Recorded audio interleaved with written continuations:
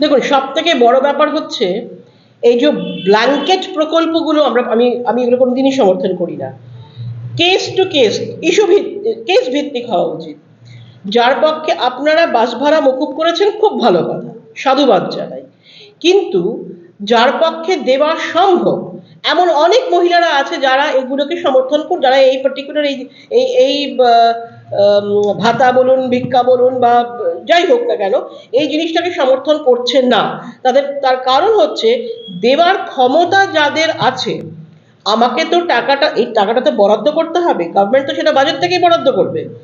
তাহলে পরে এবং এই সমস্ত বাসগুলো মেনটেন করার একটা মেনটেনেন্স আছে, ইএমআই আছে, যাবতীয় অনেক অনেক খরচা আছে। একটা বাস রাস্তায় চালাতে গেলে যেসব বাস প্রতিষ্ঠান, এই বাসের মালিকদের আপনি জিজ্ঞেস করুন, ইউনিয়ন লিডারদের জিজ্ঞেস করুন, তারা প্রত্যেকেই বলবে যে একটা বাস চালাতে গেলে কত খরচা দৈনিক হয়।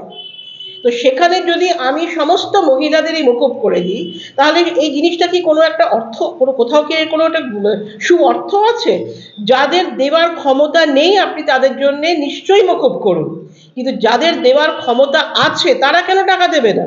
তারা তো টাকা দিয়ে, তারা তো বাস ভাড়া দিয়ে যেতে পারে। সেখানে আপনি বর্ধিত বাস ভাড়া না করে আপনি কমিয়ে দিন, আপনি কম দিতে পারেন। তাহলে কি আপনি এই সুবিধাটা মহিলাদের যে উপকার করছে, এটা কি আপনি বলতে চাইছেন ভোটমুখী? হ্যাঁ, না ভোটমুখী, বাংলার মহিলারা অত্যন্ত ইন্টেলিজেন্ট।